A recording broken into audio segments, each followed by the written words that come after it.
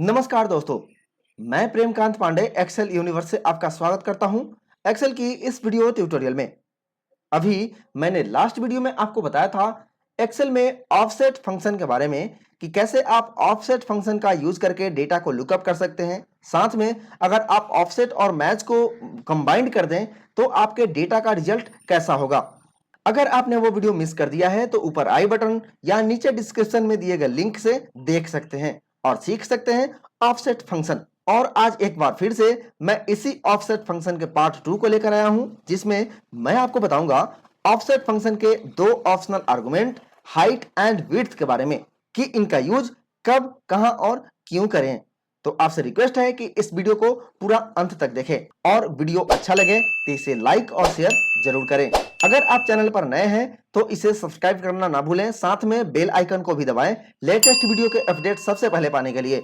तो चलिए शुरू करते हैं अपना आज का लेसन।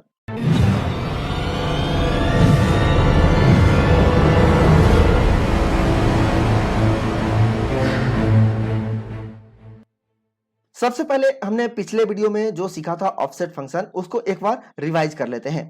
जैसे हमने यहां विजय का जून मंथ का डेटा लुकअप किया था ऑफसेट फंक्शन से। अब की बार मैं केदार का अक्टूबर मंथ का डेटा ला रहा हूं, तो यहां लिखेंगे equal to offset bracket open, reference में इस डेटा का पहला सेल, कॉमा, रोज में केदार का रो नंबर जो कि रेफरेंस से 3 रो नीचे है, तो यहां हो जाएगा नंबर 3, कॉमा, फिर अक्टूबर मंथ का सेल, तो ये रेफरेंस से 10 कॉलम राइट की तरफ है, तो यहां लिख देंगे 10 and bracket close and enter. अब हमारा रिजल्ट आ गया। इसी तरह आप इसमें मैच फंक्शन का यूज करके रोज और कॉलम को ऑटोमेट कर सकते हैं। देखिए कैसे। मैं इस फंक्शन को एडिट करूंगा फंक्शन आर्गुमेंट से, और रोज में match bracket open, lookup value में ये नेम, कॉमा, लुकअप एरे में ये नेम वाला रेंज, कॉमा, एग्जैक्ट मैच के लिए 0 एंड ब्रैकेट क्लोज। इसके बाद कॉलम में भी match bracket open, lookup value में ये मंथ वाला सेल, कॉमा, लुकअप एरे में ये मंथ वाला रेंज, कॉमा, एग्जैक्ट मैच के लिए 0 and bracket close and okay. अब मैं यहां कोई भी नेम चेंज करूं तो उसका डेटा यहां आ जाएगा। अगर कोई मंथ चेंज करूं तो उस मंथ का डेटा आ जाएगा। तो इस तरह आप ऑफसेट में रोज और कॉलम को यूज कर सकते हैं। आइए अब हम इसके height and width optional argument के बारे में बात करते हैं। अब मान लीजिए कि हमें जनवरी महीने का टोटल सेल चाहिए, लेकिन हम इस रेंज को सेलेक्ट नहीं करना चाहते हैं। क्या यह पॉसिबल है? चलिए देखते हैं। यहां हम लिखेंगे equal to offset bracket open, reference में ये वाला सेल हो जाएगा, कॉमा, अब मुझे जनवरी मंथ का डेटा सम करना है, तो रोज में 1, क्योंकि वैल्यू यहां से स्टार्ट हो रहा है इस सेल रेफरेंस से एक रो नीचे से, कॉमा, कॉलम में 1, क्योंकि ये अपने सेल रेफरेंस से एक कॉलम आगे वाले कॉलम में डेटा को सम करेगा यहां से। अब यहां डेटा को वर्टिकली सम करना है, तो हमें इसके हाइट को यहां देना होगा। तो सबसे पहले हाइट नंबर देने के लिए यहां से लेकर नीचे तक के डिस्टेंस को पता करना है। कैसे? तो हम यहां से काउंट करेंगे 1 2 3 4 5 6 7 8 9 10 11 12 एंड 13, मतलब यहां से लेके यहां नीचे तक जो भी डिस्टेंस है, जितने भी सेल में वैल्यू है, उनकी काउंट है 13। तो यहां हाइट में 13 एंड इंटर। अब हमें इसे सम करना है, तो सम करने के लिए सम के अंदर किसी सेल या रेंज को सेलेक्ट करते हैं। तो हमने ऑफसेट फंक्शन का यूज करके एक रेंज बना लिया है। अब हम इस ऑफसेट फंक्शन के पहले लिख देंगे सम एंड ब्रैकेट ओपन और इंटर।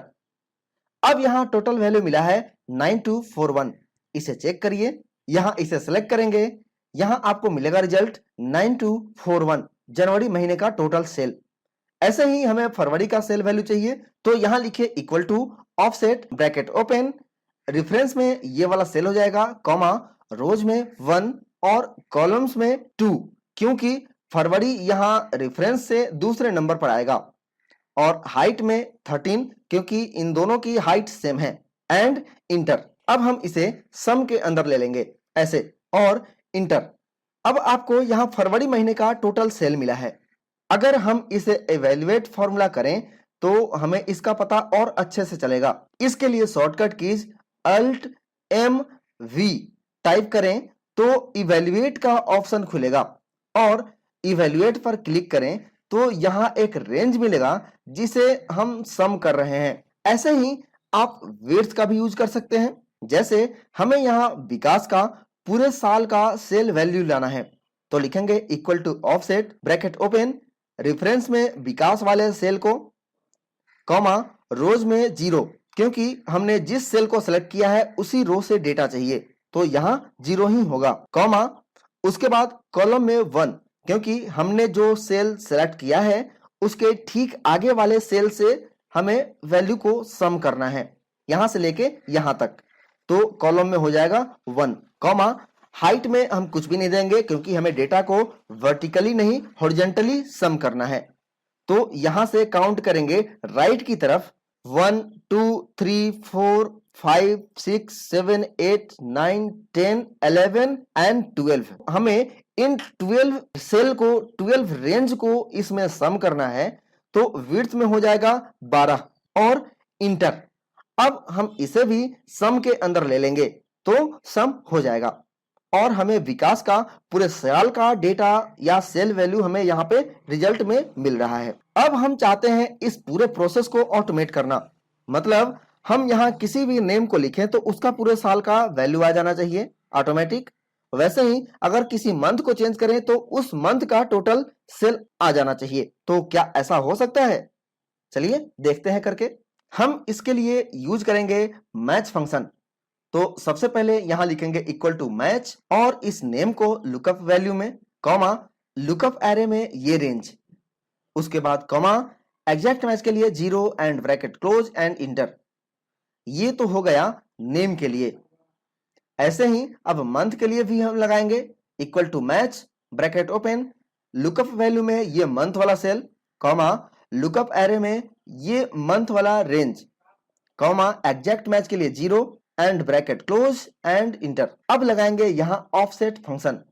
तो यहां लिखेंगे equal to offset bracket open, reference में ये वाला सेल हो जाएगा इस डेटाबेस का A1, कॉमा रोज में 1, ये फिक्स रहेगा इसलिए मैंने यहां 1 लिख के छोड़ दिया है, कॉमा कॉलम को डायनेमिक रखना है इसलिए मैच फंक्शन द्वारा लाए गए नंबर वाले सेल को यहां सेलेक्ट कर लेंगे, कॉमा यहां हमें डेटा को वर्टिकली सम करना है, मतलब मंथ वाइज टोटल सेल चाहिए तो हमें यहां हाइट देना है। तो यहां डिफरेंस से एक रो नीचे आने के बाद यहां से लेकर नीचे तक यहां तक के डिस्टेंस को हमने काउंट किया था 13 है और इसके अंदर जो भी वैल्यू आएगा उसे हमें सम करना है, जोड़ना है। तो यहां होगा 13 and bracket close and enter. अब इसे हम सम के अंदर लिख लेंगे इस फंक्शन को और हमारा डेटा आ जाएगा। फिर ऐसे ही हम इन नेम के लिए भी करेंगे। तो यहां लिखेंगे इक्वल टू ऑफसेट, रेफरेंस में इस डेटाबेस से पहला वाला सेल ले लेंगे, कॉमा यहां रोज डायनेमिक होगा क्योंकि हमें नेम के लिए सेल्स वैल्यू लाना है तो यहां ये वाला सेल हो जाएगा। ध्यान रखिएगा अभी मैंने आपको टोटल मंथ वाइज डेटा सम किया था इस मंथ वाले सेल के लिए, तो हमने डेटा को वर्टिकली सेलेक्ट किया था तो वहां पे हमें रोज फिक्स करना था, लेकिन हम यहाँ पे रोज को डायनेमिक रखेंगे इसलिए ये मैच फंक्शन द्वारा लाए गए सेल को सेलेक्ट कर रहे हैं, कॉमा यहां कॉलम फिक्स होगा तो हम यहां लिख देंगे नंबर 1, इसके बाद कॉमा यहां हाइट मुझे नहीं चाहिए, यहां चाहिए विड्थ तो हम हाइट को स्किप करके विड्थ के नंबर डालेंगे क्योंकि हमें डेटा को हॉरिजॉन्टली सम करना है। तो यहां रेफरेंस से एक रो नीचे यहां आएगा, फिर यहां से एक कॉलम राइट की तरफ और यहां जो सेल है इससे लेकर हॉरिजॉन्टली यहां तक के रेंज को वैल्यू को इस डेटा में सम करना है इस फंक्शन के द्वारा और इसका एक रेंज इस फंक्शन से क्रिएट हो जाएगा जैसा मैंने आपको इवैल्यूएट फॉर्मूला करके बताया था। इसके बाद इंटर और इसे भी हम सम फंक्शन के अंदर ले लेंगे। आप देखिएगा कैसे ये काम करता है। अगर मैं यहां पवन लिखूं तो पवन का सेल वैल्यू मिल रहा है। वैसे ही यहां मंथ में भी चेंज करने पर उस मंथ का टोटल सेल वैल्यू मिलेगा। अब एक दिक्कत यह है कि मैच फंक्शन को यहां हमने अलग से यूज किया है। इसे इसी फंक्शन के अंदर डाल दें तो इनकी अलग से जरूरत नहीं पड़ेगी। तो हम इस फंक्शन को F2 फंक्शन की प्रेस करेंगे और सेलेक्ट करके इसे कॉपी कर लेंगे और यहां ऑफसेट फंक्शन के अंदर मैंने इस सेल को लिया है, वहां इस सेल की जगह इस फंक्शन को ही पेस्ट कर देंगे और ओके कर देंगे और फिर इसे डिलीट कर देंगे, इसकी जरूरत नहीं है। वैसे ही इस वाले सेल को भी। अब देखिएगा यहां कोई नेम चेंज करूं तो उसका डेटा ऑटोमेटिक यहां आ जाएगा। वैसे ही इस मंथ को चेंज करूं तो उसका डेटा ऑटोमेटिक अपडेट हो जाएगा। तो इस तरह आप ऑफसेट फंक्शन का यूज करके डेटाबेस को ऑटोमेट कर सकते हैं। इस फंक्शन का यूज बहुत सारे फंक्शंस के साथ करके एक डायनेमिक डैशबोर्ड बनाया जा सकता है। पाइवट टेबल के रेंज सिलेक्शन को ऑटोमेट कर सकते हैं, ऑटो अपडेट होने वाला ड्रॉप डाउन लिस्ट तैयार कर सकते हैं और ना जाने इसे कितने और तरीके से यूज कर सकते हैं। अगर आपको अपने डैशबोर्ड में FTD रिपोर्ट ऑटोमेट करना हो तो इसका use date, today, count series के फंक्शन के साथ कर सकते हैं। अगर आप इस ऑफसेट फंक्शन के ऊपर और भी वीडियोस देखना चाहते हैं और भी डैशबोर्ड क्रिएट करना चाहते हैं, ऑटोमेशन के बारे में जानना चाहते हैं तो मुझे कमेंट करके बताएं, मैं उन वीडियोस को आपके लिए लेकर आऊंगा। तो आज के लिए बस इतना ही, मिलते हैं नेक्स्ट वीडियो में एक नए टॉपिक को लेकर। तब तक के लिए नमस्कार।